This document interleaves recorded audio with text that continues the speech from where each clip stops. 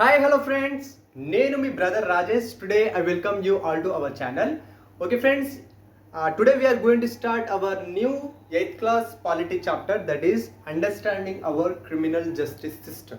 Understanding our criminal justice system. Okay na? Okay. Chapter పేరు already తెలుసు కాబట్టి నేను రాస్తలేను, డైరెక్ట్ టాపిక్లోకి ఎంటర్ అవుతున్నా. Understanding our criminal justice system.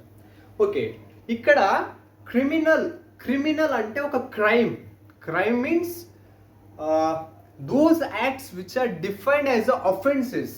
అంటే ఈ పనులు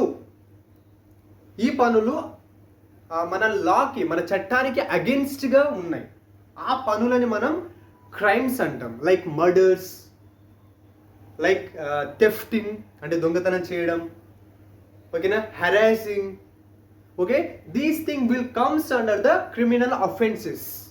ఓకే, ఒక పర్సన్ క్రైమ్ని చేసినప్పుడు అతనికి శిక్ష పడాలంటే ఎలాంటి ప్రొసీజర్స్ ఫాలో అవుతాం మన క్రిమినల్ జస్టిస్ సిస్టంలో, అది మన చాప్టర్. ఓకేనా?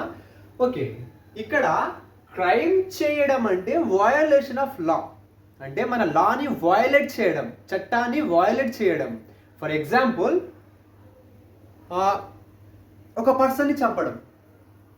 As we have the right to life under article 21, మన రైట్ని వయోలేట్ చేయడం అంటే చంపడం అంటే మనకున్న హక్కుని వయోలేట్ చేయడం. ఓకేనా? హెరాస్ చేయడం, that is against the law, అంటే వయోలేషన్ ఆఫ్ లా. ఓకేనా? ఒక పర్సన్ లాని వయోలేట్ చేసినప్పుడు మనం ఫస్ట్ చేసే పని ఏంటంటే పోలీస్ స్టేషన్కి వెళ్తాం. పోలీస్ స్టేషన్ అంటే మన రైట్స్ వయోలేట్ అయినప్పుడు మనం పోలీస్ స్టేషన్కి వెళ్తాం. మరి పోలీస్ ఏం చేస్తారు?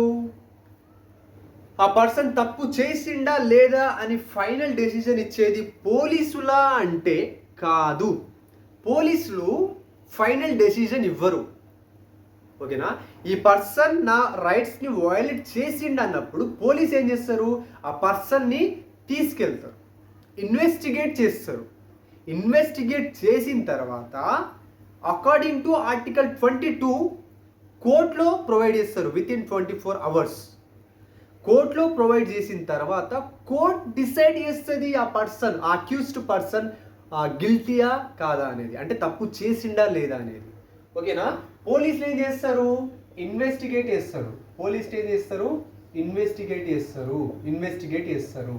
ఓకే, తర్వాత ఈ అక్యూజ్డ్ పర్సన్ అంటే ఎవరైతే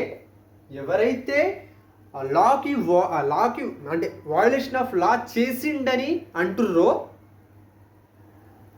ఎవరైతే లాని వయోలేట్ చేసిరని అంటుర్రో ఆ పర్సన్ని అక్యూజ్డ్ పర్సన్ అంటాం మనం. ఓకేనా? ఫర్ ఎగ్జాంపుల్, నేను ఏమంటున్నా, ఒక పర్సన్ని హెరాస్ చేసిండని నేను అంటున్నా. సో అప్పుడు పోలీసులు ఏం చేస్తారు? ఈ పర్సన్ని తీసుకెళ్తారు. అంటే ఇప్పుడు ఈ పర్సన్ ఏమవుతాడు? Accused person. ఓకేనా? ఈ అక్యూజ్డ్ పర్సన్ని విత్ ఇన్ 24 అవర్స్లో